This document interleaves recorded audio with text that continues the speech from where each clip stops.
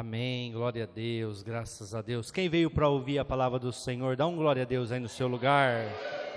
Amém. Que bom que vocês estão animados, porque eu estou cansado, e bem cansado. Meu Deus, eu não tenho mais idade para ir dormir 2:30 da manhã, não.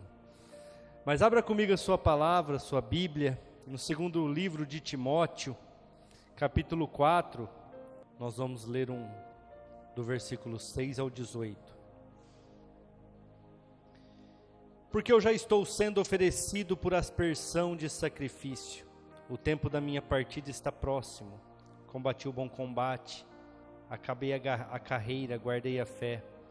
Desde agora a coroa da justiça me está guardada, a qual o Senhor justo juiz me dará naquele dia.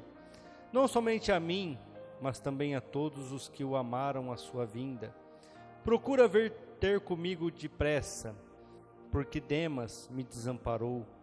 Amando o presente século, foi para Tessalônica. Crescente para a Galácia. Tito para a Dalmácia. Só Lucas está comigo. Toma Marcos, traze-o contigo, porque me é muito útil para o ministério. Também enviei Tíquico a Éfeso. Quando vieres, traze a capa que deixei em Troade, em casa de Carpo, os livros, principalmente os pergaminhos. Alexandre, o latoeiro, casou-me muito males, o Senhor lhe pague segundo as suas obras. Tu, guarda-te também dele, porque resistiu muito às nossas palavras.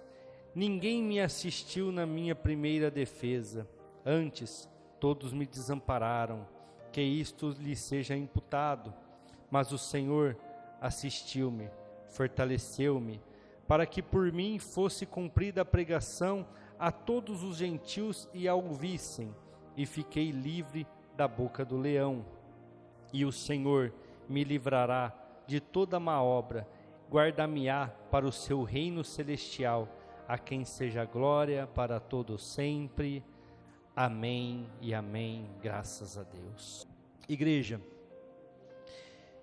esta carta de 2 Timóteo, acredita-se que é a última carta do apóstolo Paulo vivo. A última carta que ele escreve antes de ser morto, antes de ser decapitado, conforme dizem estudiosos. Acredita-se que ele estava preso em Roma, numa masmorra, e masmorra são lugares embaixo dos castelos que eles construíam, lugares úmidos, lugares com bichos peçonhentos que nós não gostamos, e acredita-se que Paulo estava ali preso, algemado, encarcerado, e ele já estava para ser executado. Se você prestou atenção na leitura e na linguagem da forma da leitura, ele está se despedindo, ele está se colocando, como ele mesmo diz aqui, como um sacrifício diante do Senhor. Ele pede para que Timóteo vá ter com ele, leve a sua capa, e ele fala: vem rápido, vem antes do inverno, porque ele acreditava que ele não chegaria ao inverno. E aqui ele está sendo morto. Eu acredito que Paulo não tinha noção de quem ele seria, porque a vida de Paulo foi uma vida de muita dificuldade. Nós vimos as pregações de todos os irmãos da pastora, que pregaram este mês de junho todo sobre o apóstolo Paulo. A Simone até esses dias leu aqui: por 5 vezes fui castigado a uma quarentena -1 de açoites, fui fustigado com varas, fui apedrejado, fui açoitado, fui preso. Então ele passou por muitas dificuldades, ao ponto de um versículo bem conhecido dele, ele fala assim: eu carrego no meu corpo as marcas de Cristo. Ou seja, o meu corpo é marcado pelas marcas de Cristo. Hoje em dia, de uma forma errada, de uma forma muito maliciosa, eu poderia dizer, as igrejas pregam que para você seguir Jesus, você tem que ser próspero. Se você segue Jesus, você tem que alcançar grandes coisas. Não é errado, porque Jesus pode te dar E por muitos anos a igreja não acreditou nisso. E pessoas capacitadas, pessoas com dons e talentos não conseguiram alcançar, porque pregou-se de forma errada. Mas agora, não diferente de lá atrás, estão pregando mais errado ainda. Porque as pessoas não querem ter as marcas de Cristo. As pessoas não querem carregar consigo as marcas de Jesus. E todo mundo conhece o versículo de João 16:33. No mundo tereis aflições. Ou seja, tem sofrimento, tem dificuldades por amor a mim. Igreja, eu poderia falar aqui quantas coisas já me sobrevieram, desde que eu assumi o ministério, quantos preços eu já paguei. Eu poderia, assim como Paulo, falar, eu carrego as marcas de Cristo. E não diferente de Paulo, porque também fui abandonado por muitas pessoas que eu formei, por muitas pessoas que eu liderei. Pessoas me deixaram, na hora que eu mais precisei, na hora que eu mais estive solitário. Essas pessoas que estavam mais próximas, que comiam na minha casa, que jantavam com a minha família, foram embora. E às vezes as pessoas vêm falar para mim que deixou a Cristo por cada situaçãozinha. Eu falo, gente, misericórdia. Misericórdia. Ah, mas é porque o fulano, a fulana, o ciclano. Eu falei, não olhe para homem, olhe para Cristo. Igreja, quem foi este homem de Tarso, que chega no final da sua vida, mandando uma carta para Timóteo, de uma masmorra, onde o único que ficou com ele foi Lucas, e Lucas é quem escreve Atos dos Apóstolos, e ele dá várias revelações, de principalmente quem era Saulo. Quem é este homem?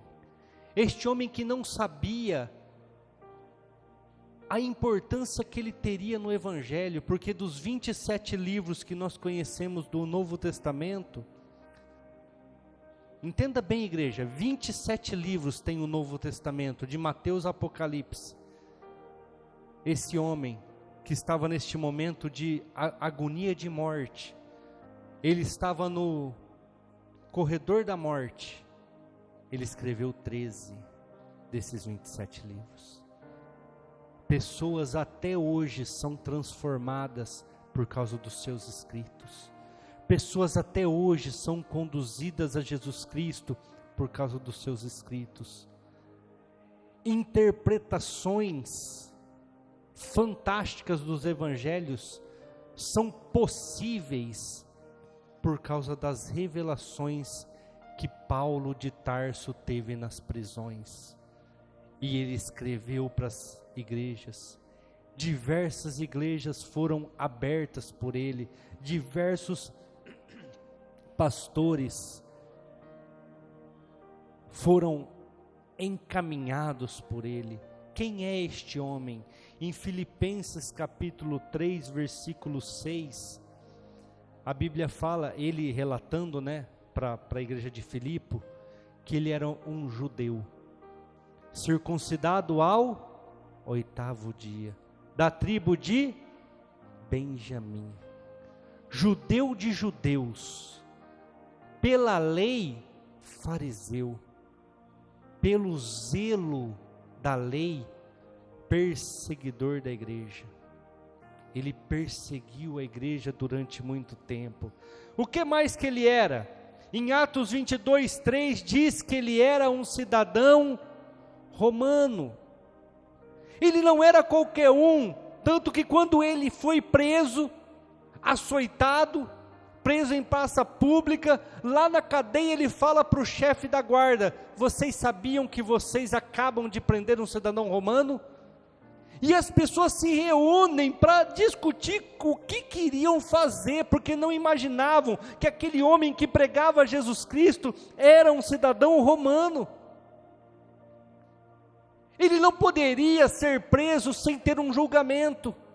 Até hoje essa lei é muito falada no mundo inteiro, porque uma pessoa não pode ficar presa sem ter um julgamento, sem passar por um julgamento, sem ter amplo direito à defesa. Ele era um cidadão romano, porque ele nasceu na Cilícia, em Roma. Ele foi ensinado, ele foi doutrinado por um homem chamado Gamaliel. E ele cresceu, igreja, como um judeu, como um fariseu, como um homem zeloso da lei, que são o Pentateuco, os 5 livros do Antigo Testamento, e ele cresceu instruído, doutrinado por um grande rabino chamado Gamaliel. Mas ao mesmo tempo que Paulo, na verdade Saulo, nessa época, ele era preparado para ser um grande líder, lá na Galileia, uma cidadezinha desprezada, uma cidadezinha onde a Bíblia fala que da Galileia não vem coisa boa, não vem profeta, não vem coisa boa nenhuma de lá. Crescia também um homem que fazia a diferença, um homem que vinha quebrando vários paradigmas, um homem que não tinha o conhecimento de Paulo, os estudos de Paulo, que não foi formado aos pés de Gamaliel, ele não tinha o conhecimento, a letra igual a Paulo, mas diferente de Paulo, ele tinha sinais, e muitos sinais, e este homem chamava-se Jesus de Nazaré, uma cidade da Galileia. E assim crescia Paulo, e assim crescia Jesus. E com a morte de Jesus e a sua ressurreição, o evangelho, a pregação, as boas novas de salvação começam a ser pregadas com mais ímpeto, com mais força, e então separam Paulo para que ele possa perseguir esta nova doutrina.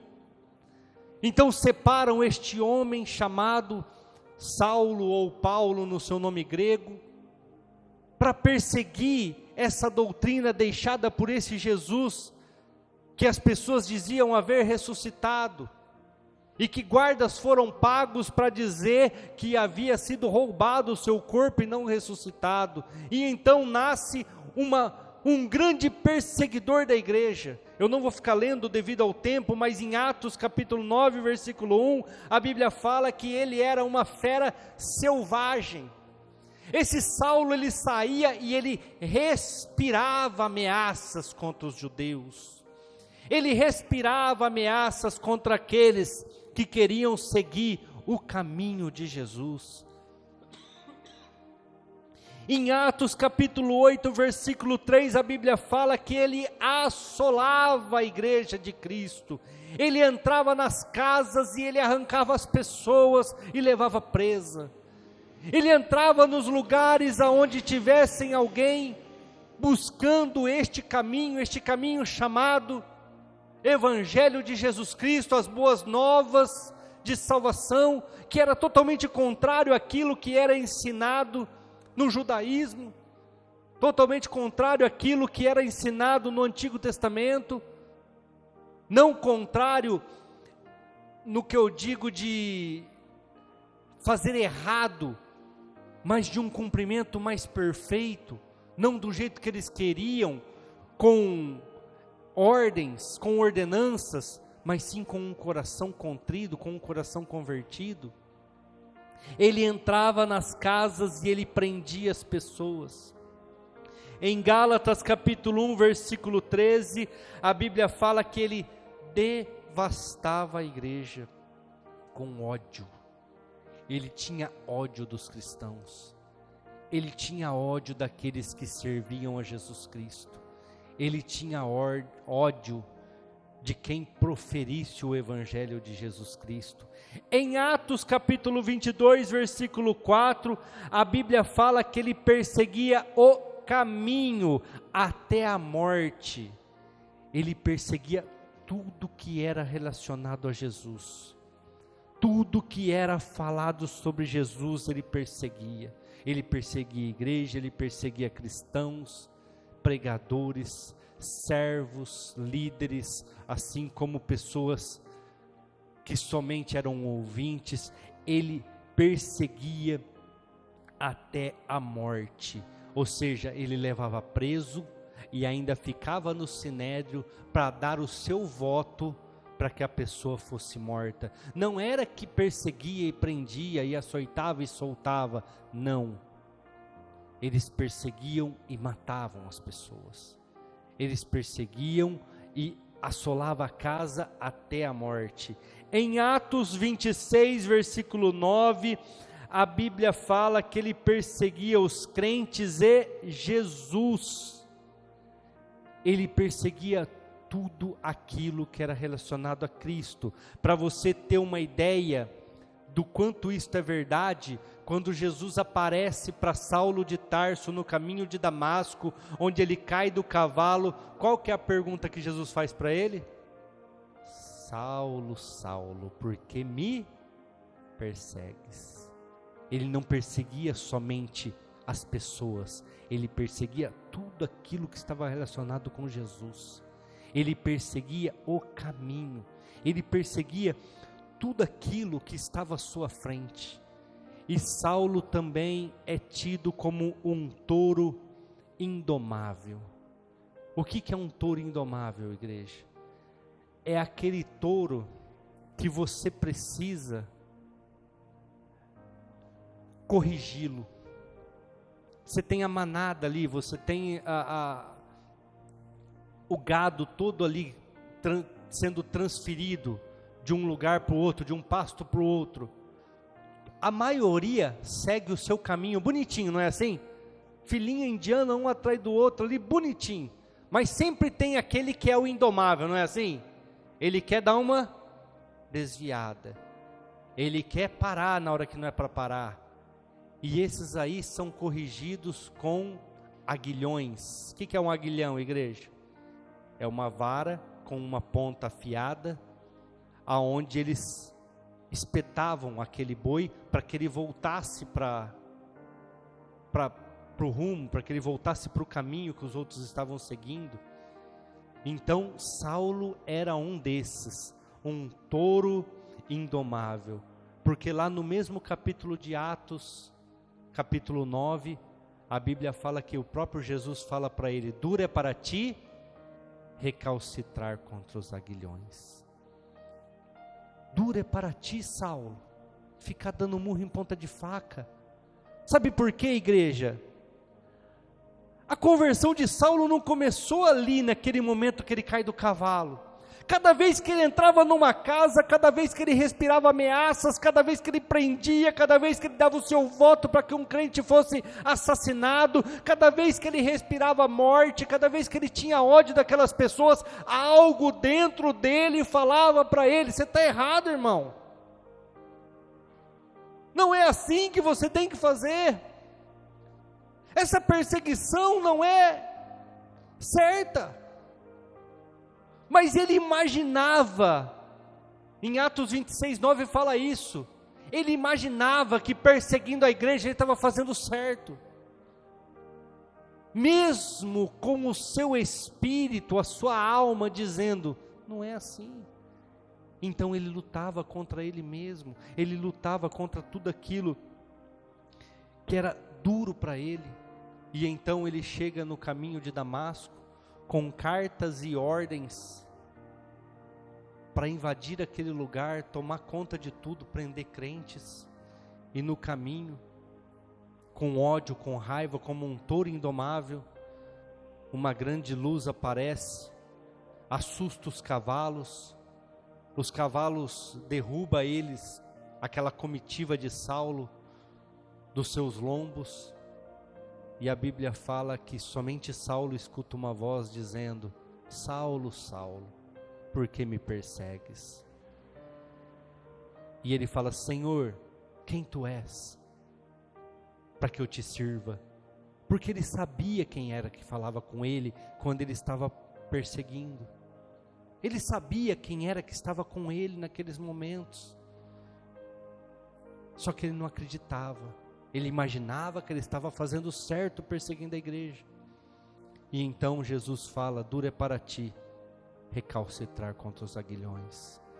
Aí Jesus fala para ele: você vai entrar na cidade, você vai ficar numa rua chamada direita, na casa de um certo Judas, e eu vou enviar alguém lá para te curar, porque você vai ficar cego. E a Bíblia fala que Saulo de Tarso foi conduzido para dentro da cidade de Damasco, cego, e ele chegou naquele lugar e Deus toca no coração de um homem, para que esse homem vá lá, coloque as mãos sobre Saulo e ele seja curado. Esse homem chamava Ananias. Esse homem não queria ir lá. Ele fala: eu conheço esse homem, eu sei quem ele é, eu conheço a fama dele, eu não vou lá. E Deus fala: pode ir, porque ele é a vaso escolhido, eu separei ele, pode ir lá, põe a mão sobre ele lá.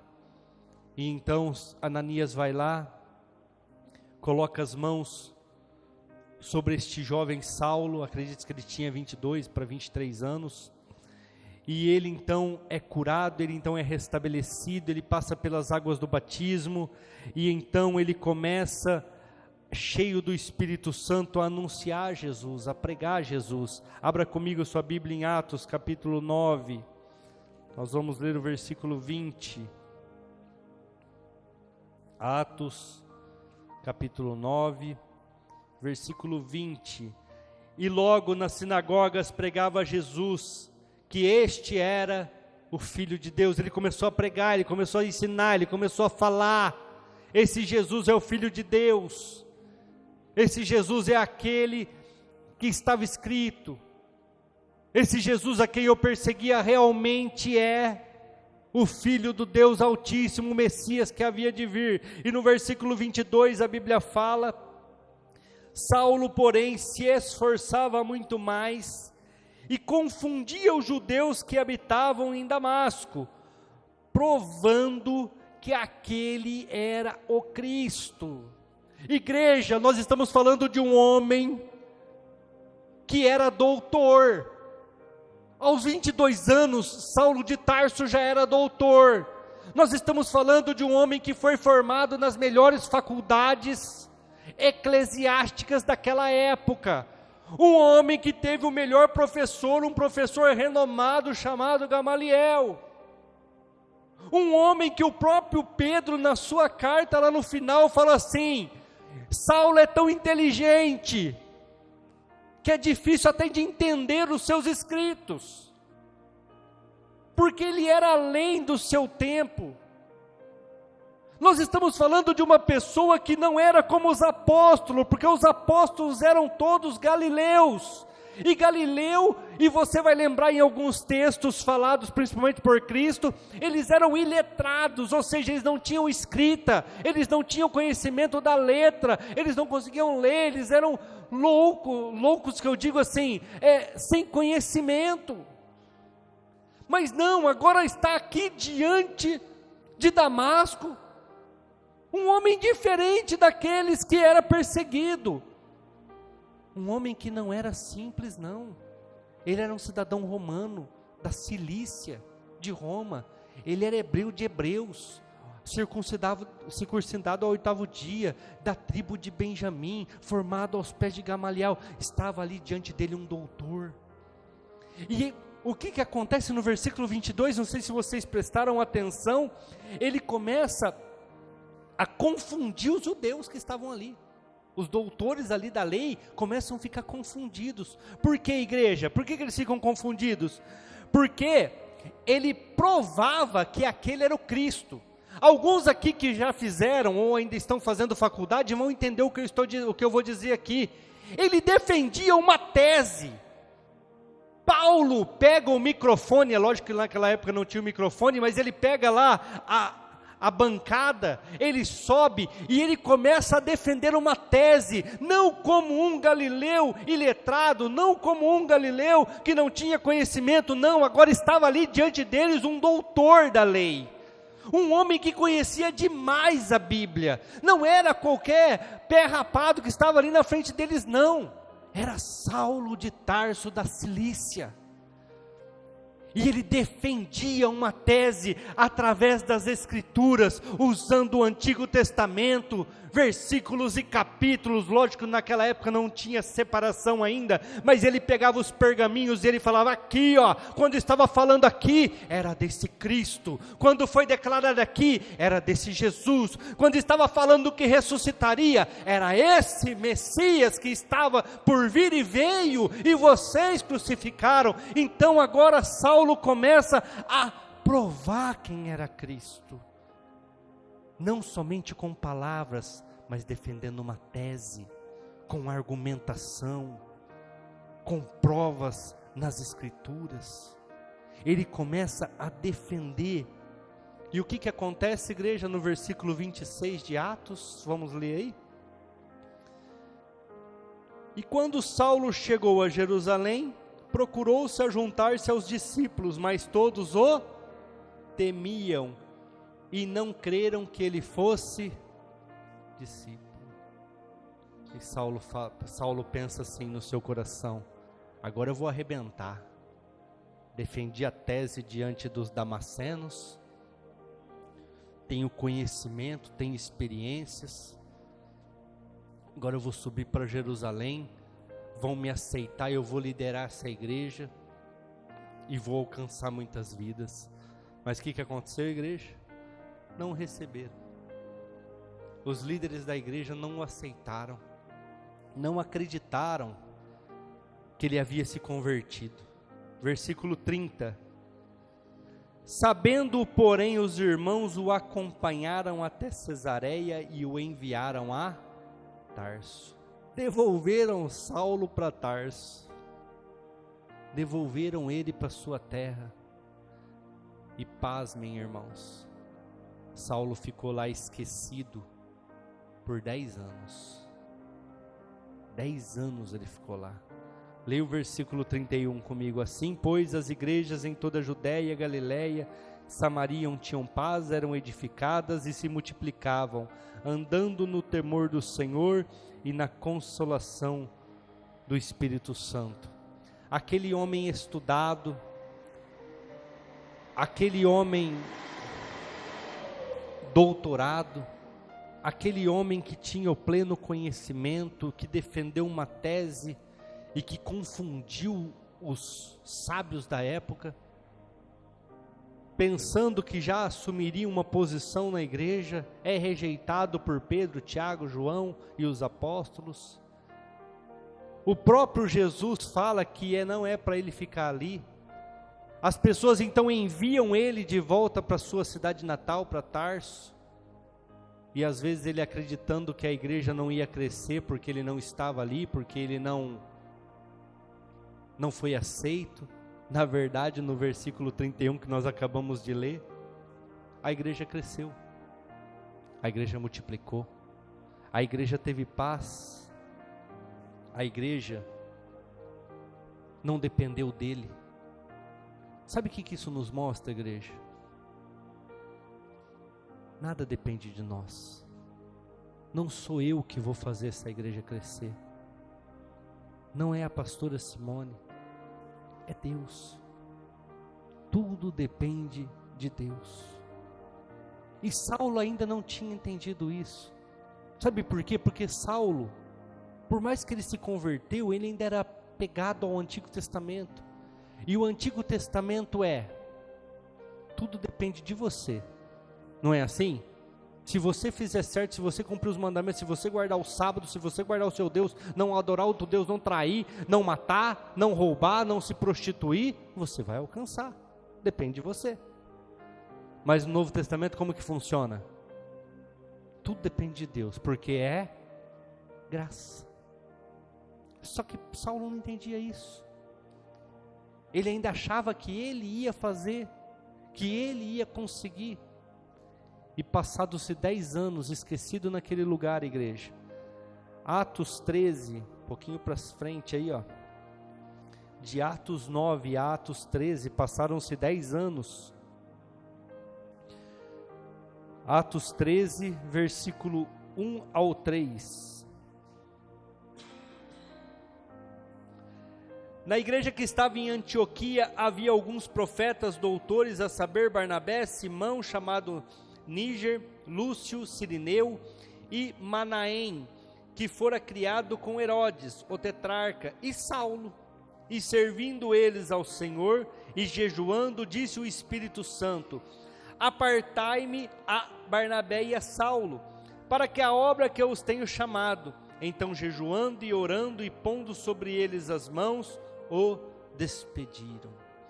Agora a igreja necessitava de algumas pessoas, a igreja estava crescendo de tal ponto que precisava de algumas pessoas para estar liderando, e Deus manda chamar Saulo, Deus manda ir lá buscar Saulo, e agora Saulo é chamado, Saulo é trazido de volta aos capítulos do Evangelho, depois de ficar 10 anos sendo preparado, sendo tratado, vendo que é necessário depender do próprio Deus e não do seu conhecimento. Tanto é que se você lê as cartas paulinas, e muitos de vocês já leram, e eu já preguei inclusive sobre isso, ele fala: tudo aquilo que eu tinha por ganho, eu reputei por perda, por causa da glória de Jesus Cristo. Aquilo que para mim era bom, eu reputei por fezes, porque não resolveu nada, por estrume. Igreja, agora esse Paulo tratado, ele vai lá ser buscado, mas você acha que ele ia liderar a igreja? Não, quem ia liderar era Barnabé e Saulo. Muitas vezes Deus quer tratar com a gente, igreja, a arrogância. Muitas vezes Deus quer tratar com a gente a soberba. A Simone ministrou aqui domingo passado, Atos 12, quando Paulo fala do seu espinho na carne. Para que era o espinho? Para que ele não se ensoberbecesse. E quando ele se ensorbebecia, o espinho se manifestava, e ele via que ele era homem fraco. E aí ele fala: eu tenho que comigo, que quando eu estou fraco, aí é que eu sou forte. E agora Paulo sai para sua primeira viagem missionária, liderada por Barnabé. E Barnabé, como líder, fala: Paulo, vamos levar o meu sobrinho João Marcos. Acredita-se que esse mesmo João Marcos, que vai nessa primeira viagem missionária com Paulo e com Barnabé, é o mesmo que cede a sua casa para a última ceia, a ceia de Cristo com os seus discípulos em Jerusalém. E então eles saem para a primeira viagem missionária, e historiadores dizem que João Marcos, acreditando que seria uma viagem legal, que seria um tempo edificante, na primeira dificuldade, nas primeiras tempestades que acontecem, nos primeiros impedimentos para aquela viagem, ele decide voltar atrás. E não só voltar atrás, tipo assim, eu não vou mais com vocês, eu não vou conseguir. A Bíblia fala que ele atrasou a viagem de Paulo, e Paulo ficou louco. Paulo não gostou dessa situação. E então, eles continuam essa viagem, e agora, eles vão fazer outra viagem, a segunda viagem missionária. E então Barnabé fala assim: lembra do meu primo João Marcos, que não quis ir com a gente lá, na viagem missionária? Então, ele quer ir nessa segunda. Paulo fala: não vai. Não vai de maneira nenhuma, porque ele me atrasou da outra vez. E a Bíblia fala que eles tiveram uma discussão acalorada, a ponto de Paulo romper com Barnabé. Paulo falou: então nem você vai comigo. E Paulo pega Silas e vai para um lado, e Barnabé pega João Marcos e vai para outro. E não foi ruim essa discussão deles, porque o evangelho cresceu, porque um foi para um lado, outro foi para o outro, e o evangelho que ia alcançar um lugar só, agora alcança 2 lugares. Mas agora Paulo sai com Silas, liderando uma caravana, e a Bíblia fala que ele foi para Troade, ele foi para Filipos, Tessalônica, Bereia, Éfeso, Corinto. Ele andou por toda aquela Ásia, estabelecendo igrejas, colocando pessoas, missionários, pastores. Ele ia fazendo a obra de Deus de uma forma tremenda. E ele vai para a terceira viagem missionária, e a sua última viagem missionária. A Simone também pregou aqui, Atos 27, aonde ele é levado, a terceira viagem missionária, ele vai para Jerusalém. Em Jerusalém ele é preso, e ele é levado como cativo para Roma. E aí, acaba que nós chegamos nesse texto que nós lemos aqui, em 2 Timóteo capítulo 4, a sua última prisão, a sua última carta. E no versículo 16, aquele homem que abriu igrejas em todas as regiões, aquele homem que pessoas se converteram, aquele homem que várias cartas escreveu, aquele homem que foi um líder dos gentios durante muitos anos, mais uma vez se encontra abandonado. Vamos ler 4:16 de 2 Timóteo. Ninguém me assistiu na minha primeira defesa, antes todos me desampararam, que isto não lhe seja imputado. Agora novamente ele está abandonado. Ele está condenado, ele está passando por um julgamento, por isso que ele fala: ninguém me assistiu no meu primeiro julgamento, porque Nero havia colocado fogo na cidade de Roma. Nero havia incendiado a cidade de Roma por vários dias, e das 14 cidades que existiam em Roma naquela época, 10 foram queimadas.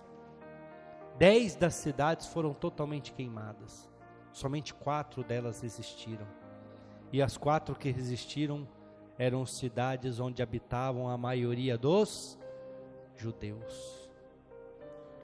E aí o que Nero fez, igreja?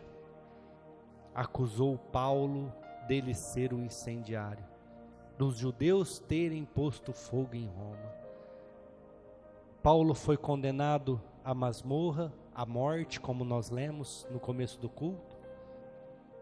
É nessa época que a gente tem as tochas humanas, crentes colocados em estacas e queimados vivos para iluminar a noite de Roma, porque Nero acusou eles de terem posto fogo, então eles seriam queimados. Não havia-se mais paus para se fazer cruz, porque muitos crentes, muitos cristãos, muitos judeus foram crucificados. E agora estava ali naquele momento Paulo, totalmente desamparado, para ser julgado, para ser condenado, por um crime que ele não cometeu, algo que ele não fez. E o que ele tem para repartir com a gente nesse momento de morte dele, igreja? Versículo 7 de 2 Timóteo 4. Combati o bom combate, acabei a carreira e guardei a fé. Ele faz uma avaliação da vida, ele faz uma avaliação do seu passado. Ele estava ali naquela corredor da morte, vamos usar esse termo que todo mundo conhece, mas ele fala: fiz bem, trabalhei bem, o meu passado foi legal, combati o bom combate, ou seja, aquilo que Deus queria de mim eu fiz, aquilo que Deus esperava de mim foi concluído, combati o bom combate, guardei a fé. Igreja, quantos de nós vamos conseguir chegar diante de Cristo um dia e falarmos isso para Ele? Aquilo que o Senhor me deu, o talento que o Senhor me deu, o dom que o Senhor me deu, eu fiz, eu manifestei, com lutas, com dificuldades, com perdas, com perseguição, com abandonos, mas eu fiz, eu cumpri. Ou será que nós vamos chegar diante de Cristo e Ele vai falar assim: servo negligente, porque não fez nada com o dinheiro que eu te dei, com o talento que eu te dei? servo mau. Paulo não, Paulo estava ali condenado por algo que ele não fez, no corredor da morte, abandonado por todos. Ele falou, e eu li para vocês, cada um foi para um lado, somente Lucas ficou com ele. Mas ele fala assim: não tenho nada que me arrepender do meu passado, porque eu combati o bom combate, eu cumpri aquilo que tinha que ser feito, eu fiz aquilo que devia ser feito. Outra coisa que Paulo fala, está no versículo 6, porque eu já estou sendo oferecido por aspersão de sacrifício, e o tempo da minha partida está próximo. Ele fala assim, ó, o meu presente, o que eu estou vivendo agora, vou ser sacrificado. O que me aguarda é a morte. Eu não tenho mais muitos dias de vida, tanto é que ele fala para Timóteo no texto, se você prestou atenção na leitura inicial, ele fala assim: vem ter comigo rápido, antes do inverno, porque o meu presente é morte, eu vou morrer. Igreja, às vezes a gente vai num velório, principalmente de uma criança, a gente vai num velório de um cristão, às vezes é um pai que está enterrando um filho, e o filho às vezes morreu por uma doença grave, um câncer, sei lá por que situação, e a gente tenta trazer uma palavra de alívio. Mas igreja, o que Paulo está dizendo aqui, ele não está dizendo com tristeza, porque a morte de um cristão não é para ficar triste. Não sei se vocês têm esse entendimento, mas a morte de um cristão é alívio. A morte de um cristão, até anotei várias coisas aqui, para não esquecer de falar para vocês, é o fim muitas vezes de um sofrimento. A pessoa estava sofrendo, a morte dela significa ela chegar no paraíso, ela alcançar aquilo que ela tanto desejou. E às vezes nós, de forma ignorante, ficamos ali tentando segurar aquela pessoa naquele leito de hospital, naquela situação. A Simone já contou aqui o testemunho da mãe dela, por isso eu vou falar, porque ela já falou aqui várias vezes. A Cleide lá, sofrendo com câncer, e nós lá, não, o Senhor cura, e ela sofrendo. Irmãos, ela comia gelo nas madrugadas. Vocês não entendem isso, vocês não passaram por isso. Eu comprava frutas, morango, uva, maçã, durante o dia, nós colocávamos no congelador, para que as frutas congelassem, para que na madrugada ela comesse, porque a dor, o câncer estava no osso, a dor era tamanha, que aquele remédio mais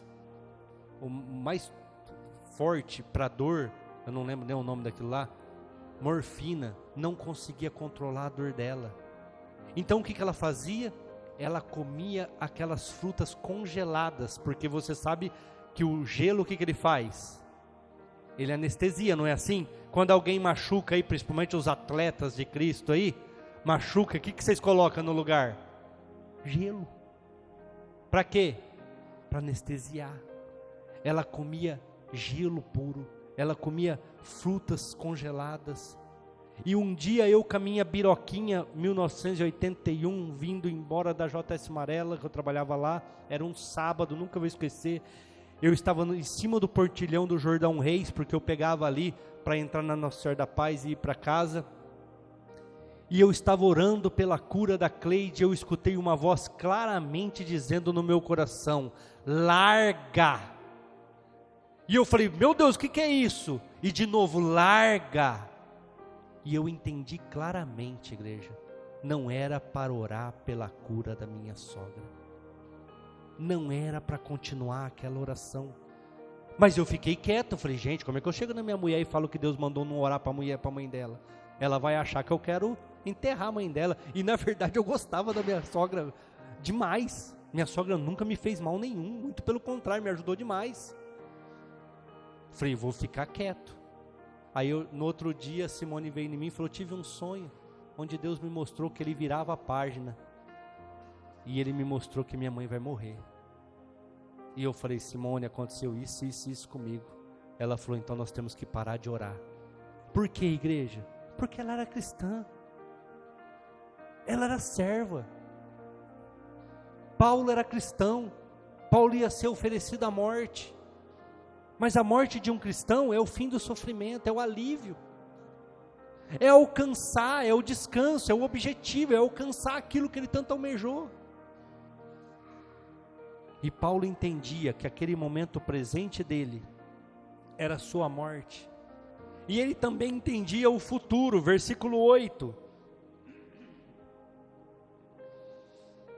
Desde agora, a coroa da justiça me está guardada, a qual o Senhor justo juiz me dará naquele dia, e não somente a mim, mas também a todos que amam a sua vinda. Eu vou morrer como sacrifício, só que eu estou indo para Cristo, receber a coroa da justiça, receber o meu galardão, receber aquilo para o qual eu tanto lutei.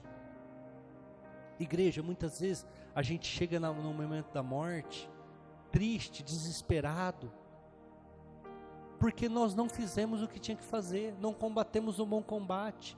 Quando eu e minha esposa estávamos do lado do caixão da minha sogra, morta ali, choramos, era despedida, mas era um choro de alegria, era um choro recompensatório, porque todas as vezes que eu tive que sair do meu trabalho para levar lá para Barretos, eu fiz.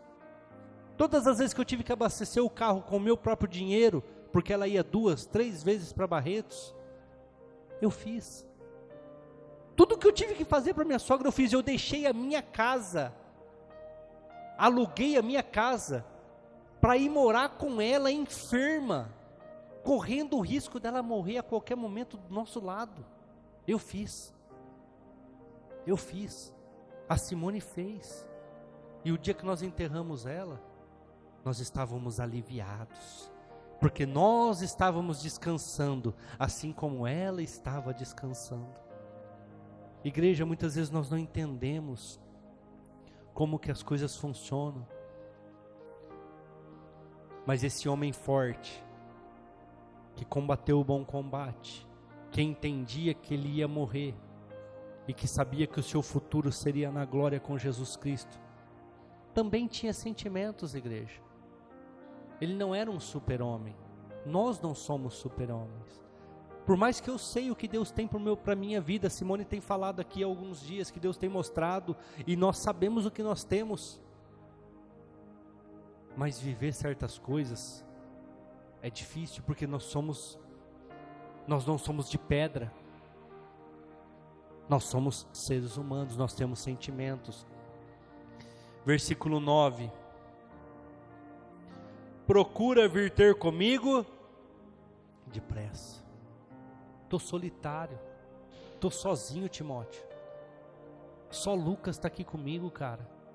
Cada um foi para um lado. Vem aqui comigo. Versículo 21. Procura vir antes do inverno. Eubulo, Púrtio, Lino e os irmãos te saúdam. Vem antes do inverno, porque eu acho que eu não chego no inverno. Vem antes do inverno, porque eu acredito que a minha condenação vai ser cumprida antes. Eu já estou respirando morte. Eu já estou passando por um momento de dificuldades. Versículo 10. Porque Demas me desamparou, amando o presente século, e foi para a Tessalônica, Crescente para a Galácia, Tito para a Dalmácia. Fui abandonado. Todos esses aqui foi eu que formei. Todos esses aqui foi eu que acompanhei. Todos esses aqui eu que coloquei onde eles estão. No entanto, ninguém ficou comigo. Estou abandonado, estou sozinho. Igreja, quantos de nós não nos sentimos assim? Quantos de nós já não fizemos tanto pelas pessoas, e hoje que nós precisamos, ninguém faz nada por nós? Ninguém nem lembra que nós existimos. E versículo 14 e 15, a pior situação. Alexandre, o latoeiro, causou-me muitos males, o Senhor lhe pague segundo as suas obras. Tu, guarda-te também dele, porque resistiu muito às nossas palavras. Esse é a pior situação que um homem vive, igreja, a traição. Pessoas que você orou, pessoas que você jejuou, pessoas que você ajudou, agora te traem, conspirando, falando mal de você pelas costas. Igreja, quem somos nós? Quem sou eu, pastor Júnior? Quem é a pastora Simone? Diante do grande líder da igreja, dos gentios, o apóstolo Paulo. Foi traído, viraram as costas para ele, o abandonaram, e muitas vezes nós ficamos nos fazendo de vítimas, nós ficamos nos vitimizando. O grupo de louvor já pode subir. Nós ficamos nos fazendo de coitadinhos. Eu não estou indo na igreja por causa disso. Eu fui, mais uma vez, eu fui decepcionado. Igreja, o homem te decepciona como decepcionou Paulo. Pessoas te decepcionam como decepcionou Paulo. Pessoas te traem como traíram Paulo. E vou te falar mais: amigos te traem com um beijo na face, como Judas Iscariotes fez com Cristo. Mas o Pai jamais te abandona. O Pai jamais te desampara. O Pai sempre está ali com você. Por mais que eu passei, eu e a pastora Simone e a minha família, tudo que nós passamos há 6 anos atrás, igreja, sabe por que eu estou aqui hoje, pregando o evangelho para você? Por que essa igreja está aberta? Porque eu não olhava para homens, eu olhava para Cristo. E por mais que muitas vezes passou pela minha cabeça, sai fora disso, desiste disso, até porque eu era empresário, até porque eu tinha uma casa boa, eu morava num bom condomínio, eu tinha uma boa conta bancária. Por mais que o inimigo muitas vezes falava no meu ouvido, sai fora disso, você não precisa disso não. Eu falava como Pedro um dia falou para Jesus Cristo: para onde iremos nós, Senhor? Só Tu tens as palavras de vida. Um dia, naqueles dias que nós estávamos desigrejados, porque nós tínhamos saído, mas não tínhamos iniciado aqui ainda, eu olhei para Simone e falei: Simone, eu não consigo mais ficar de domingo na minha casa. Eu nunca dei conta de Faustão e não vai ser agora que eu vou dar conta desse homem, não. Eu não consigo ficar no meu domingo sem ter um lugar para ir, sem ter um culto para frequentar. Nossa, mas nós passamos por tanta coisa, tal. Eu falei: exato, mas eu não consigo. Eu não consigo. Fui decepcionado, fui traído, tudo quanto de desgraça aconteceu. Mas foi o homem, não foi Jesus. Jesus nunca desamparou. Jesus nunca deixou de falar conosco. Jesus sempre esteve conosco. E foi dali em diante que Deus começou a tratar no nosso coração sobre a igreja, sobre vocês. Igreja, não desanima de Jesus não. Paulo estava preso, Paulo estava condenado por algo que ele não fez. Paulo estava no corredor da morte, e no entanto ele fala: combati o bom combate, estou indo receber a coroa da justiça. Sabe o que é isso, igreja? Não estou olhando para homens, não estou olhando para situações, não estou olhando para as circunstâncias que me cercam, mas eu sei o caminho é Jesus. Meu casamento não deu certo, estou passando a pior dificuldade do mundo, meu marido, minha esposa me abandonou, mas o caminho eu conheço, é Jesus. É Jesus. O meu emprego não deu certo, fui mandado embora, foi dispensado, perdi minha fonte de renda, ótimo, mas o caminho eu conheço, e o caminho é Jesus. Fui traído pelos meus amigos, fui passado para trás, perdi dinheiro, fui enganado, mas não roubaram a minha fé, não tiraram o meu caminho. O caminho é Jesus, vou continuar seguindo. Foi isso que Paulo fez, igreja. Me abandonaram, me condenaram, me desampararam, me deixaram, estou preso, mas eu sei para onde eu estou indo, eu sei em quem eu tenho crido, e eu vou receber a coroa da justiça. Amém? Glória a Deus. Se coloque de pé, igreja. Eu não sei aquilo que tem te desanimado, eu não sei em que momento você se sentiu desamparado, eu não sei que luta que você tem passado, mas igreja, hoje nós encerramos as ministrações sobre as cartas paulinas, com o grande autor delas, que não imaginava o tanto de pessoas que se converteriam por causa das suas teses, o tanto de pessoas que se arrependeriam e aceitariam Jesus Cristo por causa das suas marcas que ele levava nas suas costas, por causa do seu sacrifício. E se hoje nós temos 13 livros do Novo Testamento, é porque muitos deles foram escritos em prisões. Nos momentos em que ele se achava abandonado, ele pegava uma caneta e um papiro e escrevia. E hoje nós estamos aqui lendo a sua última carta, a carta de despedida, a carta que todos acreditam pela entonação das palavras, que era a sua última carta antes da morte. Mas séculos depois, nós estamos falando do grande apóstolo Paulo, que combateu o bom combate, guardou a fé e recebeu a coroa da justiça. Amém? Esse mesmo apóstolo Paulo manda uma carta para a igreja de Corinto, uma igreja que duvidava da sua fé, duvidava das suas credenciais para apóstolo. E eu quero ler somente um pequeno texto que está lá em 1 Coríntios capítulo 11, versículo 1, e ele fala assim para aquele povo: sede meus imitadores, como também eu de Cristo. Quem quer ser um imitador de Cristo, dá um glória a Deus aí no seu lugar. Aleluia, graças a Deus. Nós temos as marcas de Cristo no nosso corpo. Aleluia, graças a Deus. Amém.